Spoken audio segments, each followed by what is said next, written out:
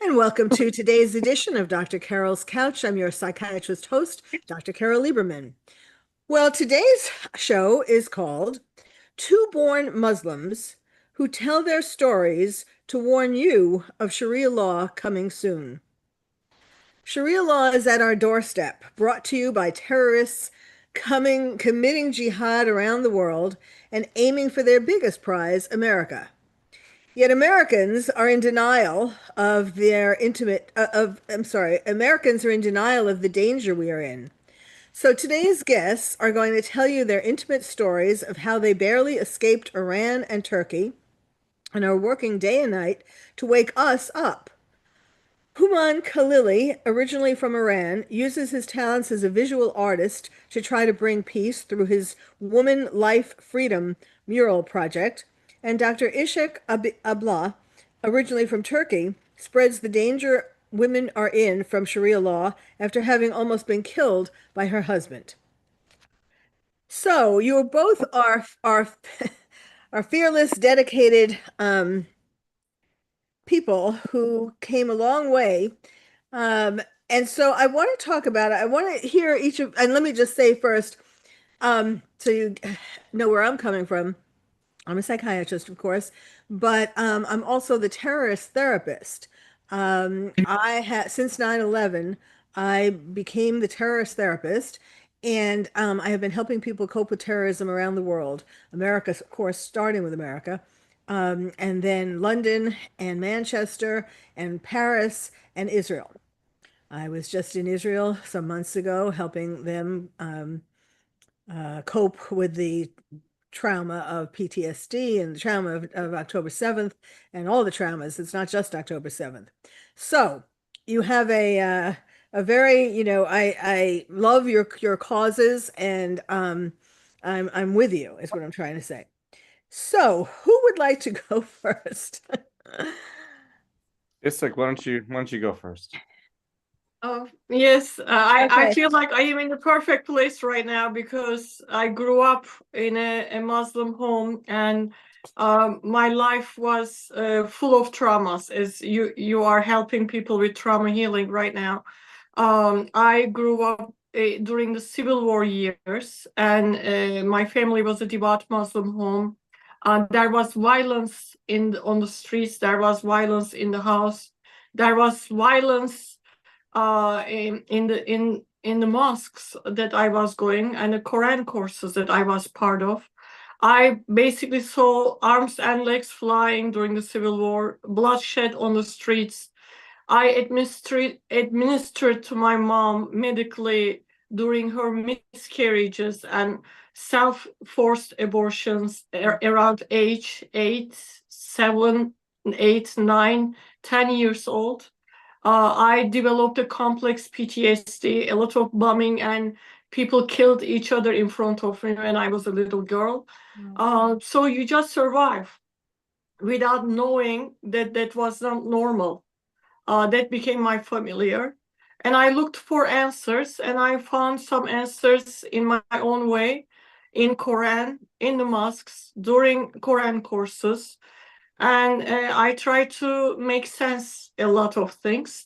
When I was going to a Quran course at age 12, another Quran course, they told us about jihad. It was a radical Quran course, and they taught us there, brainwashed us. Infidels, Christians, and Jews were our enemies, and America was the biggest devil, and Israel was the same way. And terrorists were not terrorists, actually, they were freedom fighters, and we could become one of them. And they introduced us the concept of becoming a suicide bomber at that time. And then later on in life, I met Wait, other wait. Yes. Let me ask you about that. How did they convince you? So you were around 12 years old. How Yes. did they convince you that America was the big Satan, Israel was the little Satan, Israel first, and then the rest of the world? How did they convince you, like, to become a suicide bomber or to believe in this? They convinced us by telling us that actually Muslims were the ones that persecuted by America and Israel. They were just starting to telling us the stories and these are all fabricated stories from the history, that how Israel and America brutally killed and hurt Muslims, and they were trying to kill all of us, and that is why we had to fight for Islam. Islam is the perfect religion, and Sharia is the supreme law amongst all law, because it was God's law, Allah's law, basically. And we believe that. And they said the most heroic thing you can do for Allah is to give your life by killing the devil, Satan, on the face of the earth. And so we believe that lie. It was easy to believe that because it was a majority of the things that was spoken. You know, faith comes through hearing the word of God, but faith comes through hearing, period. So if you hear it a lot, you start believing it. And I believed with all my heart that America and Israel were the problem. Huh. Did you participate in any of the games? I know that they do these games where, you know, the other team or the bad guys are Israel or America, and you carry guns. Did you do any of that? I didn't do those games, and I am aware of what you are sharing right now. But I was part of a group of Nazis. They were not Nazis. They were young kids that their mindset were Nazis. They were wearing Nazi jackets and outfits, and I was part of some of their meetings. I went, and the things that were spoken in those meetings were seriously, right now that I have a new heart and a new mind, is completely mind-blowing stuff. Huh. Hmm. I wanted to let me just give you a little bit of your bio. So wait, how old were you when you came? Well, first of all, tell us your story about your husband trying to kill you and how you came to Yes. America. Then I married to this guy. I was a teenager because my family wanted to marry me to an elderly man, and I decided to just run with this guy, and I married to him because we had the same ideology. But he introduced me a different way of jihad. He said, "You don't have to kill and fight. You don't even have to cover your head. You can look like them." But you can do educational jihad. You can be part of economical, political jihad, media jihad. And he introduced me all kinds of jihads, and his family was part of educational jihad.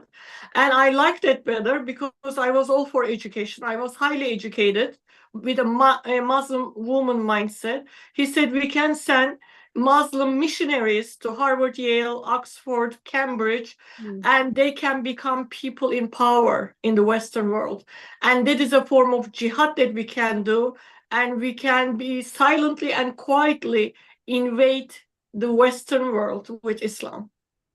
And You know, so let me just interrupt you for a second. It's so interesting that you say that because when 9/11 happened, you know, and I decided to become the terrorist therapist and help people and all that, and also warn people about the fact that 9/11 wasn't one and done, that it's a continuing plan, jihad.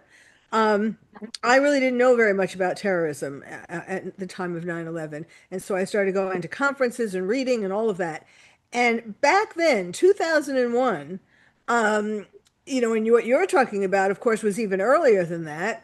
Um, they were these people who were knowledgeable, already knowledgeable about terrorism, were saying that it's the way that jihad is going to happen in America isn't just, it doesn't have to be with another 9/11. Yes, there are going to be more attacks and so on, but it is going to be by infiltrating what you just said, education, the media, and politics. And that is what has been happening since 9/11, probably even started before 9/11, but certainly since 9/11. And yes, this silent jihad. And now we're seeing the results of it. absolutely. So go ahead. And then that man was a Muslim man, was very abusive. Of course, I was beaten up by him regularly every other day, kicked on the floors, bleeding and hurt, broken noses, all kinds of stuff. And finally, he put a knife on my throat and he told me to jump from a very high building, during a very jealous, very crazy episode that he had. And that night, I decided that I was going to flee to America, not to invade America this time, for my life. And I had a high position at a corporation. I obtained a visa and I fled to America. But a lot of other, of course, this was a pattern in my life to be abused and used as a woman. I had no self-worth and no nothing. And I was with a severe complex PTSD and a lot of other, you can imagine, fragmentations in the mind. I came to America very lost. After series of relationships, events, I was at a place of committing suicide. And on the day Wait, I was in America? in America, yes. In thinking of committing suicide in America? Yes, I was Okay. planning my suicide, and on the day I was going to kill myself, Jesus revealed himself to me in a miraculous way, and I surrendered my life to him. Wow. And, That's and, beautiful. and from that moment on, some things changed. Of course, I wasn't suicidal anymore. It was supernatural intervention of God. But you can imagine I had to go through a lot of therapy, a lot of counseling, a lot of things. I was very intentional about my healing and growth. I invested a lot of years and time. We are talking about over 25 years of therapy, counseling, and intentional growth. I was able to overcome a lot of things. And in the meantime, all these things that I overcame became a ministry for other people to overcome in the Yes. Muslim.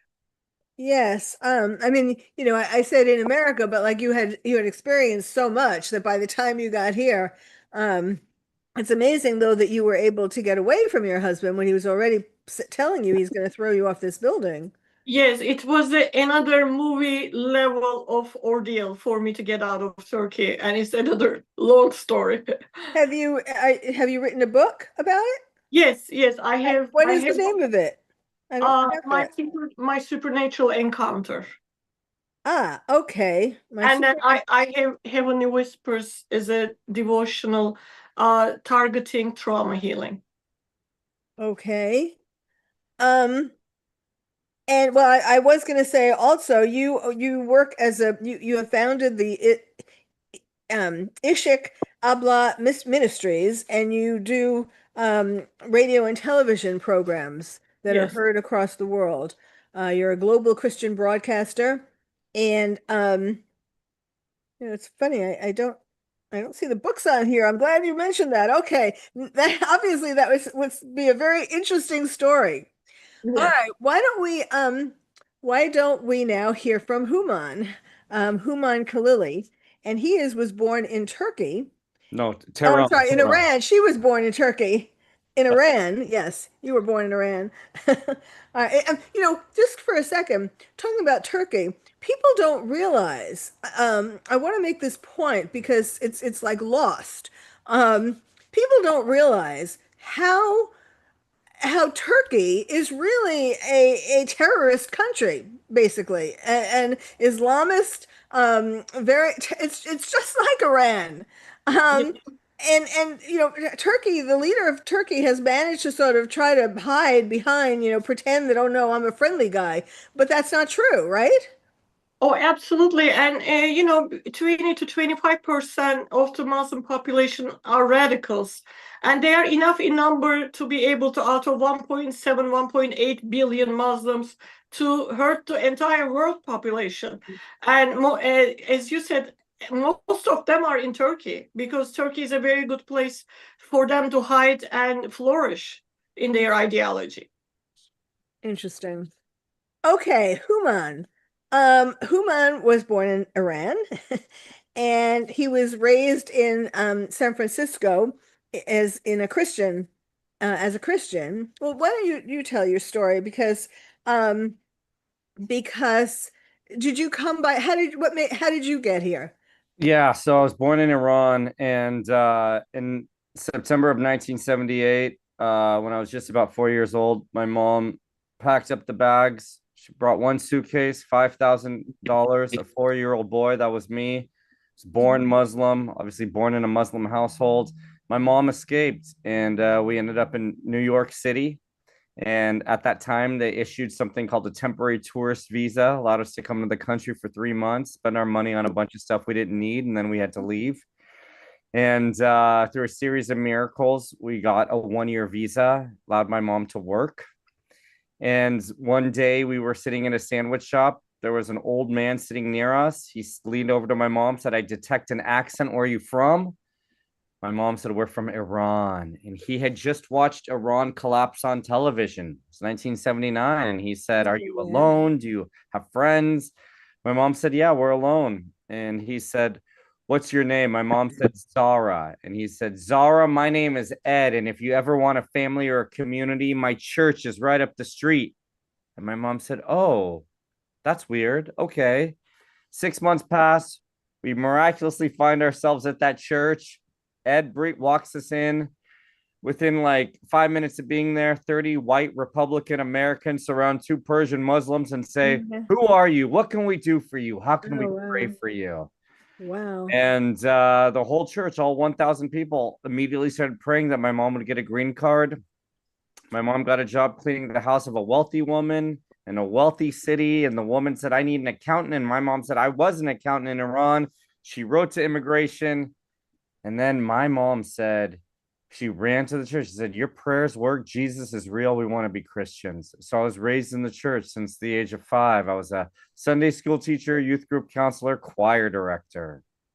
Wow. Wow. It's so interesting that both of you, when you got here that you found religion, a different religion. Christian religion. Okay. So, um, was your mother abused in Iran? Like Ishak was made? That's an interesting question. I don't know my dad. I haven't asked too many questions about who he was, but my sense is, there's a unfortunately there's a Middle Eastern mentality for a lot of the men. As you heard, it's like sort of talk about her experience with her husband. And I had the feeling that if the marriage was great and the relationship was solid, my mom would have probably ended up staying.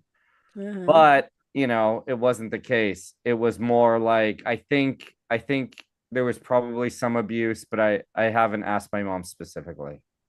Uh-huh. Is your mother still alive? Yeah. She's 82, just survived cancer. Praise the Lord. Yeah, she's an amazing And person. you so I just took her to Israel for the very oh, first time. oh wow. That's Yeah. very exciting.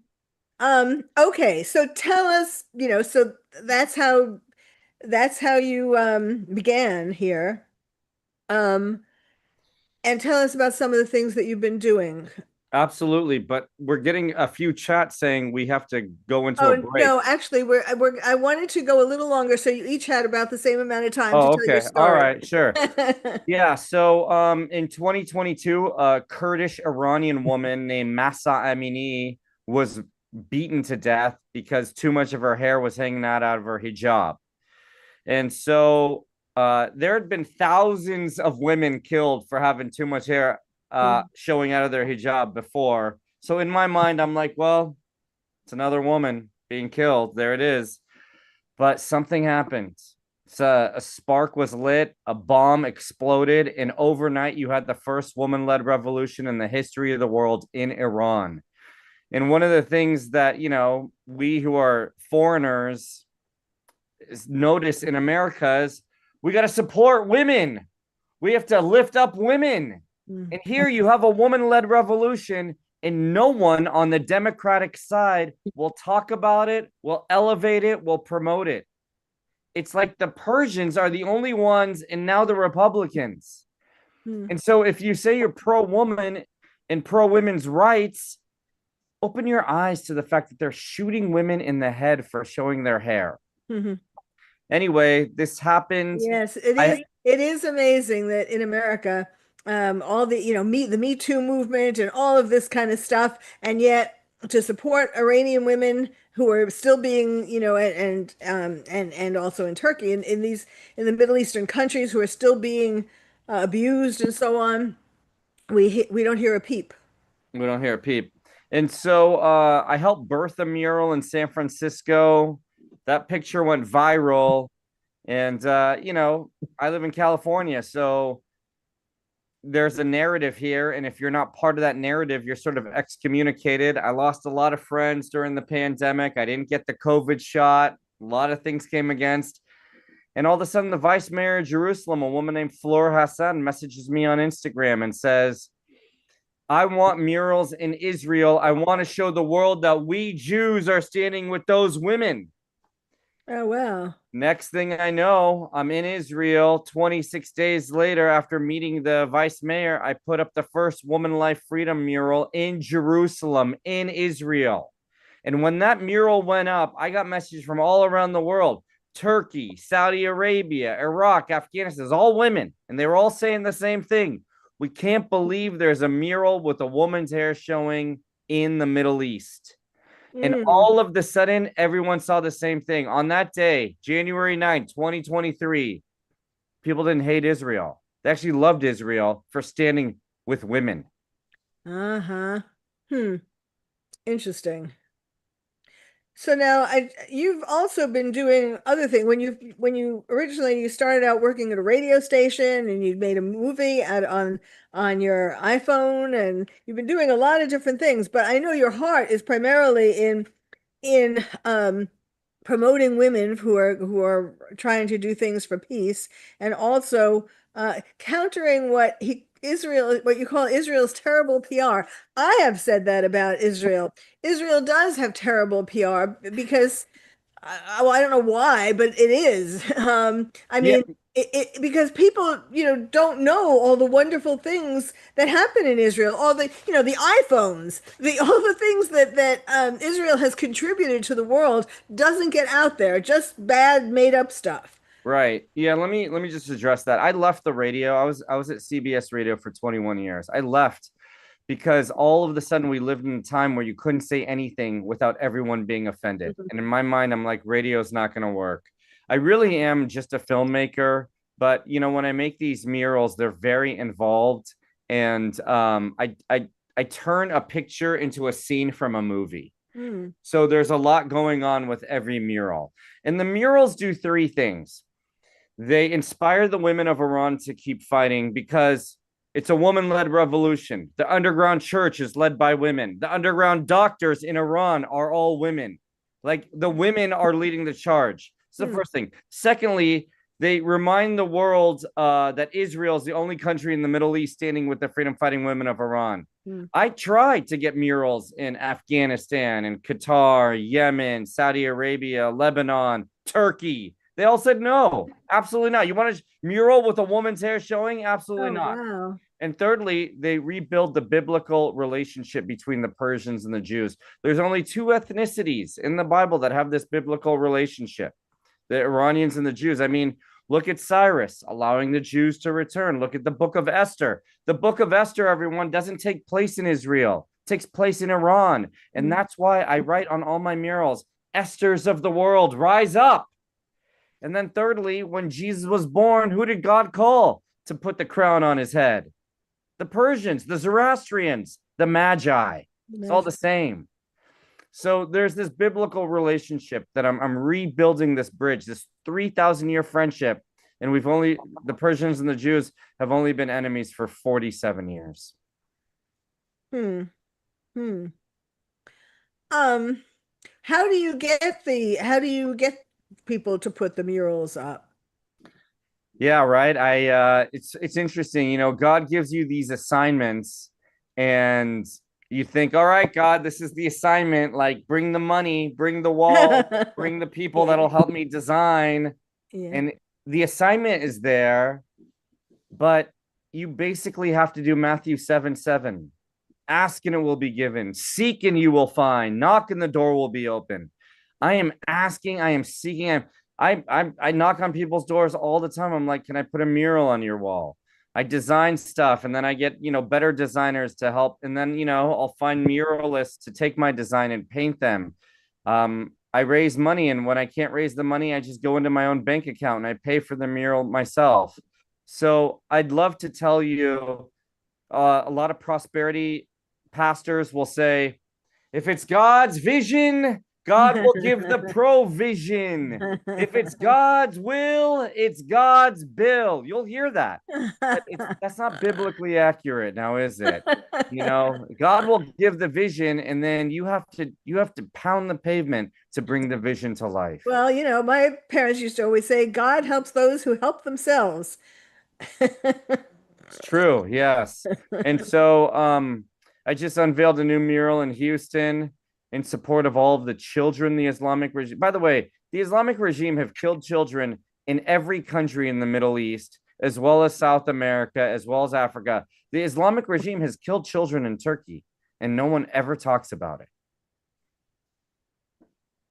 All right. Well, we're going to stop here. And when we come back, I would like the two of you to, I mean, I know you have thoughts while each of you was talking. So I want to give you a chance to talk to each other and respond to each other, basically. So we're going to take a break. My guests are Dr. Isik Abla and Hooman Khalili. And we're talking about two born Muslims who tell their stories to warn you of Sharia law coming soon. So stay tuned.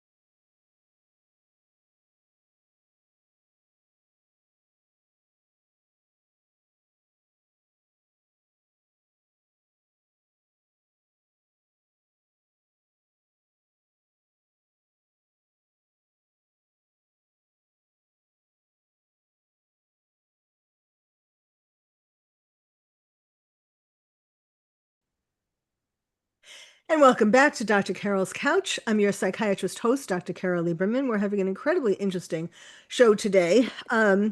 Two people who have had amazing stories, come from really dark places, dark times, and who have not only who have managed, first of all, to come to America, which were miracles in both their cases, but also who aren't just sitting here, having chai lattes. Maybe you have chai lattes. I don't know. I have chai lattes, but they're not just sitting here relaxing in America. They are really working hard to tell the rest of us, to tell the world, really, but especially to tell people in America um, what is coming and what we need to do, what we need to be aware of, and especially in regard to women, how badly women are treated in Islamist countries and by a lot of Muslims, not just in Middle East. Anyhow, so it's called the show is called Two Born Muslims Who Tell Their Stories to Warn You of Sharia Law Coming Soon. And this is one of my pet peeves that I have been trying to tell people since 9/11 to that and it's not just Israel. Even nowadays, people think, oh, well, they just want to wipe out Israel. Yeah, they do, but that's not it. They want to wipe out all unbelievers, all infidels. And if you're not, it's not just the Jews, it's the Christians, it's anybody who isn't an Islamist. So that's the message that is not getting across. And, perhaps it's better or easier to understand it from people who lived it. So, Ishak, why don't you start again? What were some of the things that you were thinking while Human was talking? Well, of course, he triggered a lot of things, emotions, as well as thoughts in me because everything he's saying is, I agree 100%. Islamists kill more children around the world than any other religion. That's one of the most important things that we need to pay attention.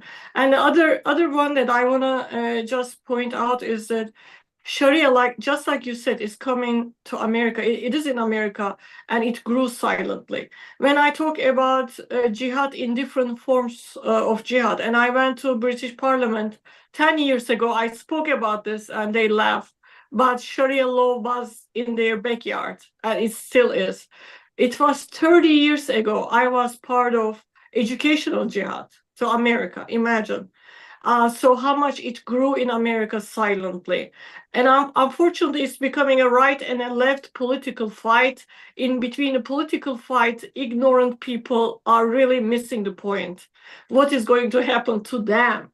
So somebody wrote to me recently and said, "This is your Christian, fight. I am an atheist. This has nothing to do with me." Hmm. Well, if your atheist wife has a gunpoint and she's forced to repeat shahadat, which is like Allah is the only one, Muslim prayer for salvation. It doesn't matter you're an atheist, you're agnostic, you're Hindu, or you are Buddhist. It doesn't matter to them because they see it. Islam is a supreme religion and belief system, and without a Sharia law, no society should exist and survive. And so America was never built on oneness or sameness. America was built on a foundation of diversity and embracing all cultures and religions. Islam cannot coexist. Radical Islam, I am talking about it, cannot coexist with any other religion, any other belief system. And that is the problem right now, that Americans, especially liberals, have a hard time understanding that they see it, this is not our fight, but it is. It is. Yeah. When September 11 happened, I was 1 year old in Christianity. I was a new believer. And when it happened, it didn't only kill Republicans. It didn't kill only this or independent, voters. It killed both. It killed everybody. Right. So it doesn't, Islamists kill their own people, just like my brother just said. They kill their own people. They have no mercy over their own children. So people need to understand and hear that radical Islamic ideology is Sharia law is here in America. And Yes. what we need to do is to ban Sharia from all states and support whether right or left, whoever is a lawmaker that is putting boundaries to protect our homeland security against this evil act. And that is why people have a hard time understanding this, because they are turning it into a political game, political fight, political war. But it is all of our fight, actually, to protect our nation. Right. Yes, it is really here, and there are all these. There are people who are practicing it on their with their families and so on. Not in the courts of American law yet, but it's getting there, especially in places like Dearborn, Michigan, and all of that. Oh, yes. Yes. All right, Human. Yeah, Ishik said a lot of things that are very true, and I just want to expand on what she said. Not only do they kill women for showing their hair in Iran, but they do everything under the guise of Sharia law. Because in Sharia law, when the supreme leader says, when a woman shows her hair, she's making war against God, this isn't just a simple crime. You're making war against God. And that phrase, you know what that means? It means you can do anything you want to that person, including killing their children, including killing them. One of the things that the Islamic regime does is they will shoot out the eye of a woman who protests. They will blind women. Hmm. They will go into an all-girls school and put poison in the vents and poison the girls in the all-girls school. They give public lashings, they do public hangings. This is all like blessed by the God of Islam. God is blessing this because by Uh-huh. showing this is what they're preaching and this is what everyone seems to be buying.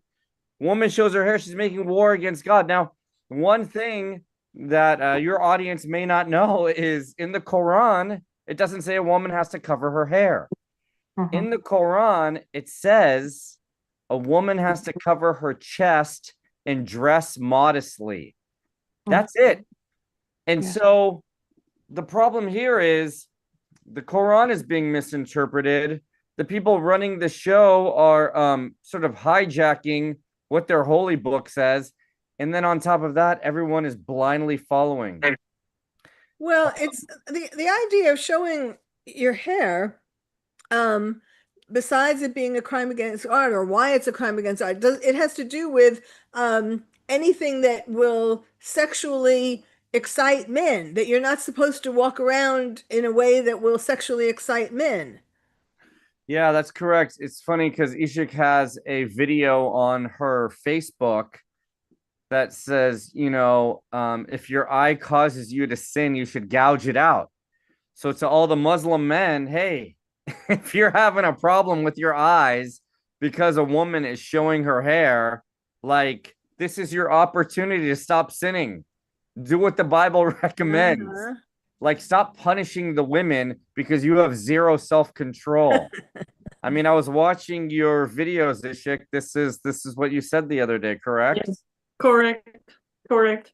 Why women have to suffer? Because men have lust in their hearts in the Muslim world, and women are the ones that are paying the penalty. I mean, Islam is so against its own women and children.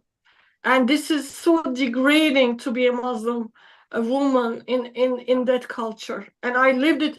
I didn't learn this, and human didn't learn this from textbooks. We live this. We know this. This is part of our DNA, our culture, that we pluck this out. We cast this out of our own system, our own hearts, because we live this. We know, and people are just hearing it here and there in the media, are just ready to brainwash. I don't think America's biggest problem right now is Islamic invasion. America's biggest problem, in my opinion, is ignorance. Well, yes, but that's allowing the Islamic invasion. Yes. I- No, Ishik is right. People are choosing to be blind. Like here we are, immigrants to this country. We were both born Muslim and we're shouting. We're shouting.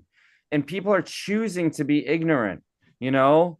And they've got this Trump derangement syndrome and they're upset about everything and they can't focus on what the real problem is. I was at a table at a birthday party the other day. And this woman she looks at me and she looks me dead in the eyes and she says, "Don't you think Christian nationalism is the biggest threat to America?" And I looked at her and I said, "You are 100% focused on the wrong thing. You have no idea what's coming for you." And so, to what Ishik said, it is their ignorance. These are people who have degrees from Wharton and Harvard and Princeton and Yale, and they're so deaf, they're so dumb, and they're so blind. We can't even talk to them, and we come from that culture. And I'll tell you one other thing. I always find it very peculiar when someone looks at me and says, "You're Islamophobic." Like, what are you talking about? I was born Muslim. How can you call someone born Muslim Islamophobic? It's Well, so ridiculous. what do you I mean, I was going to ask, so I mean, what do you think is the solution for that? Like how to break through? Now, I guess your answer is these murals that you're doing. Well, okay, I'm sure we might have different answers on this one, but for me, you know, right now the most important commodity isn't gold or silver or platinum, it's your attention. That's the most important commodity in this world is our attention. And there's a narrative. And the narrative is free Palestine, Trump is horrible, get your 25th COVID booster. Like these are the things that are sort of being pushed down our throats. Yes. And if we can change that narrative to get all the eyes of the world on Iran, the whole Middle East will change overnight. The bad guys in Lebanon, in Afghanistan, even in Turkey, they will be weakened to a level you cannot imagine. The Islamic regime of Iran, you know, in the book of Daniel, they talk about the Prince of Persia. That's the entity that's controlling all of these insane forces, all of these lunatics. You stabilize Iran, you stabilize the whole Middle East. Okay, so do you have how does one do that?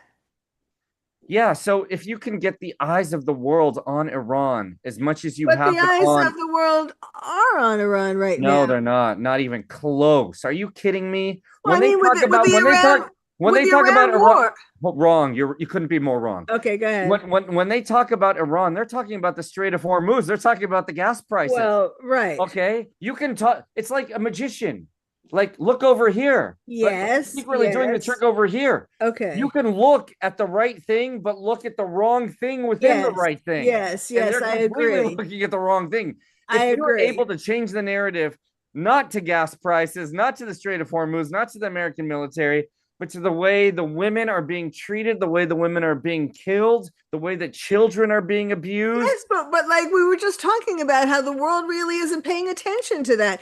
Do you mean when you say like to give attention to Iran, to give attention to the leaders of Iran, the religious leaders of Iran, to like really dig into what they are trying to bring, what they have been bringing about in Iran, and what they want to bring about? I mean, Iran is the biggest state sponsor of terrorism, so Iran does control a lot.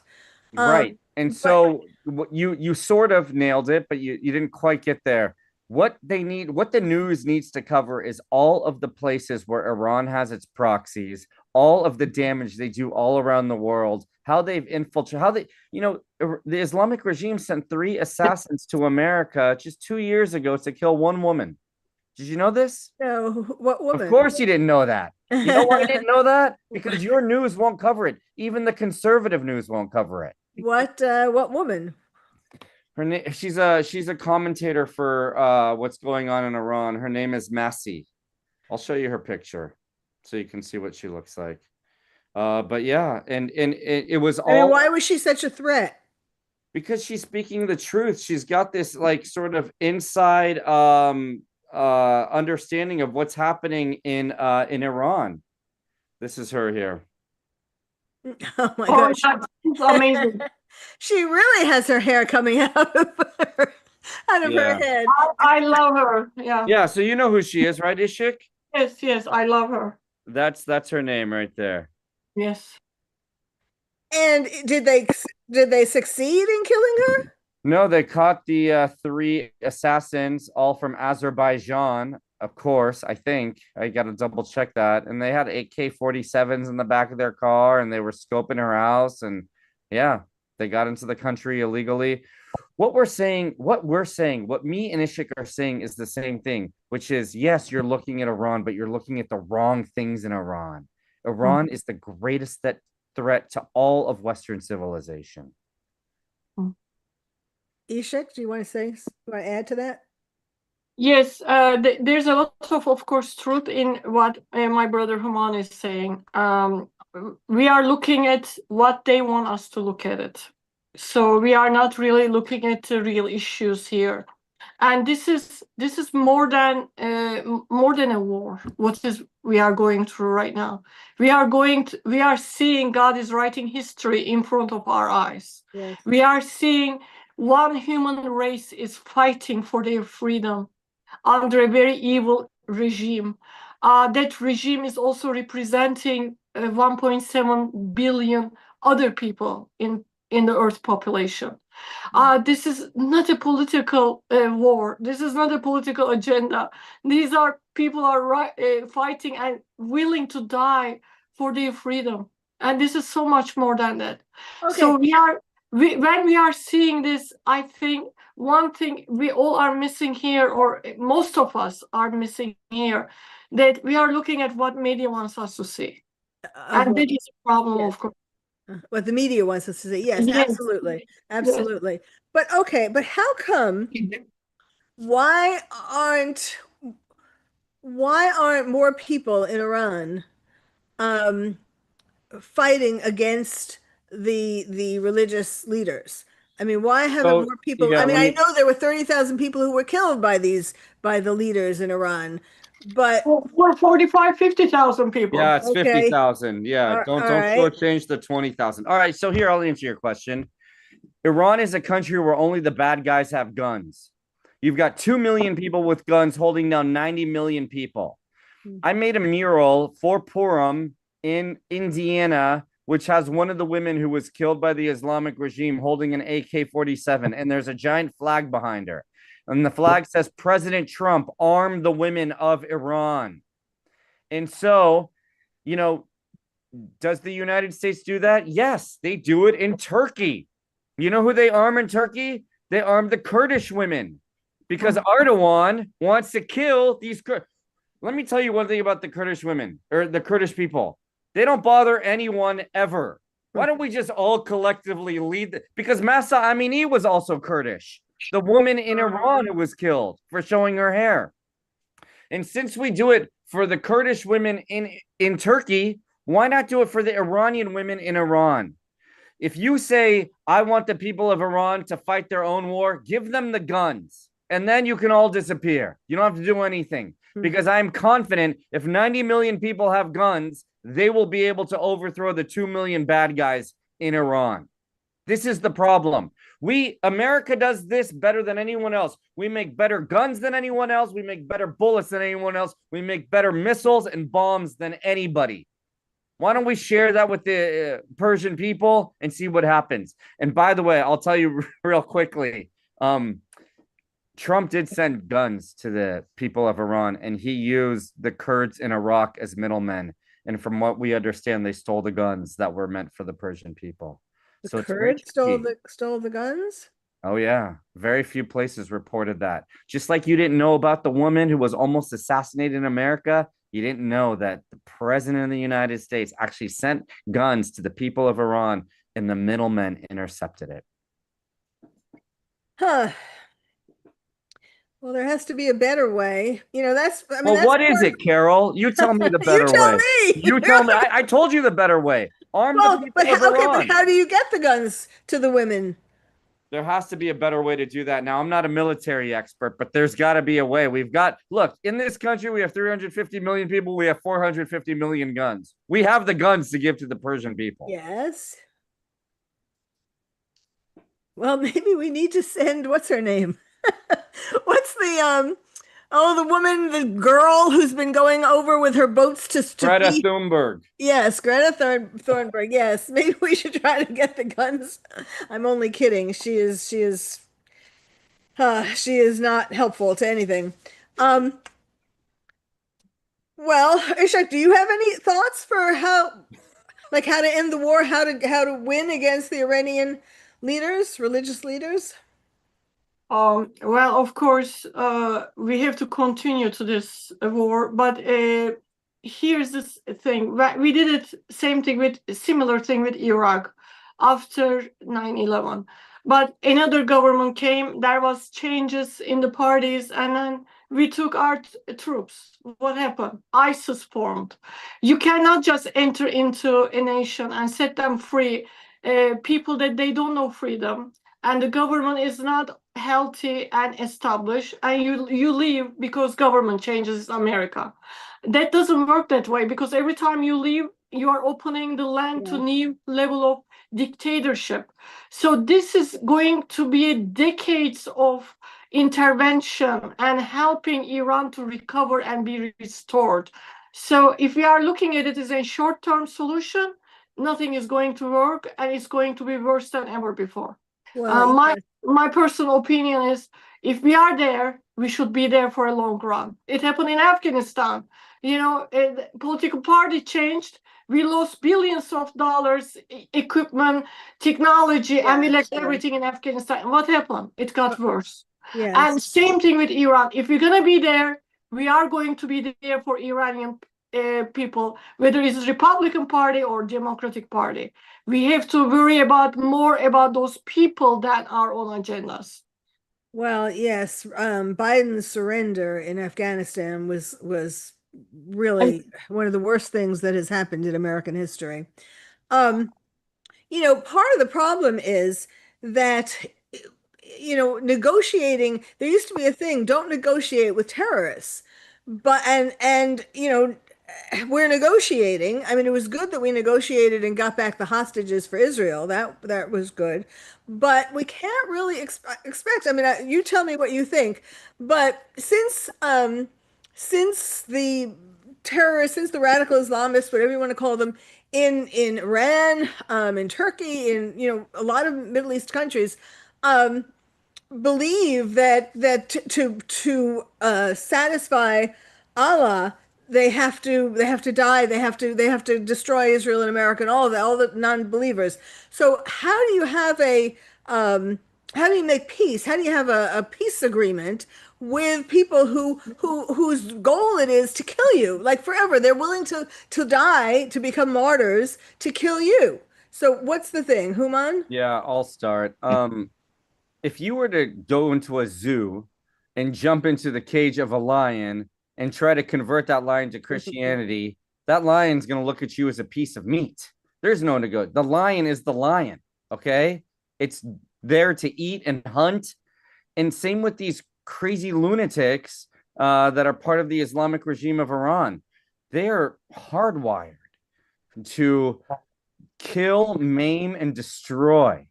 There is no negotiating, there is no making peace. This is one of these things where you have to get rid of them. You have to cut the cancer out. You have to destroy the cancer, as painful as it is, as difficult as it is, because at the end of the day, me, you, Carole, Isik, 40, 50 years from now, we're not here.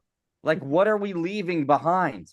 If we don't get rid of this cancer now, it's only going to grow. Yes. I Don't mean, look at that's don't look at negotiation. Don't look at trying to make peace. Look at one thing, trying to get rid of, destroy, obliterate. yes, I know. That's a very sad. I mean, I agree that that's like there's no way of nothing, there's no good answer. I mean, there's no, then the world, of course, is going to be furious with America, and Iran is threatening that if America does use more force, does more military force, that they're going to bomb, these nuclear weapons that they didn't have, right? They're going to somehow find them all of a sudden to bomb Israel. Well, we've come to the end of our time here, and I want to make sure that I have time to mention two things for each of you that people should go look into more, pay attention to. Um, for Dr. Ishak Abla, first of all, thank you so much for being on. And she's written two books.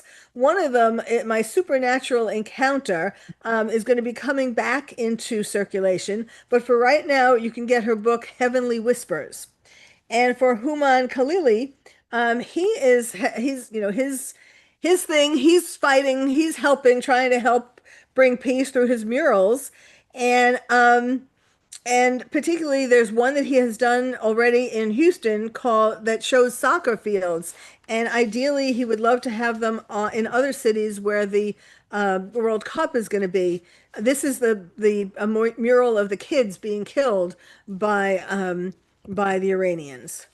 Um, so please be on the lookout for those things. And I want to thank you both for thank you. this was so interesting. And thank you for all the work that you've been doing, that you are doing. If you're great role models, and I hope people will take that away. So thank you. And thank you all for listening. You've been listening to Dr. Carole's Couch, and I'm your psychiatrist host, Dr. Carole Lieberman.